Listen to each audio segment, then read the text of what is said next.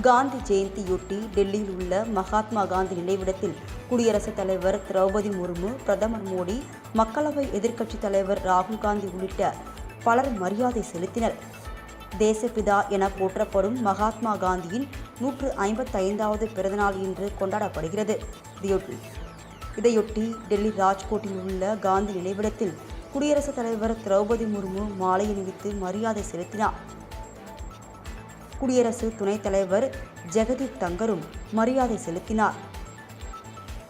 ராஜ்கோட் மகாத்மா காந்தி நினைவிடத்தில் பிரதமர் மோடி மரியாதை செலுத்தினார்.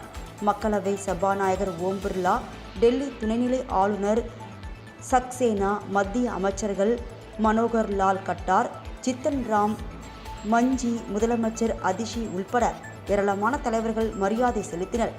மக்களவை எதிர்க்கட்சித் தலைவர் ராகுல் காந்தி, காங்கிரஸ் பொதுச் செயலாளர் கே.சி. வேணுகோபால் உள்ளிட்டவர்களும் காந்தி நினைவிடத்தில் மரியாதை செலுத்தினார்கள். காந்தி ஜெயந்தியொட்டி சென்னையில் காந்தி சிலைக்கு முதலமைச்சர் மு.க. ஸ்டாலின் மாலை அணிவித்து மரியாதை செலுத்தினார். சென்னை எழும்பூர் அரசு அருங்காட்சியகத்தில் உள்ள மகாத்மா காந்தி சிலைக்கு தமிழ்நாடு அரசு சார்பில் முதலமைச்சர் ஸ்டாலின் மாலை அணிவித்து மரியாதை செலுத்தினார். சிலைக்கு கீழே வைக்கப்பட்டிருந்த காந்தியின் படத்திற்கு மலர் தூவியும் அவர் மரியாதை செலுத்தினார்.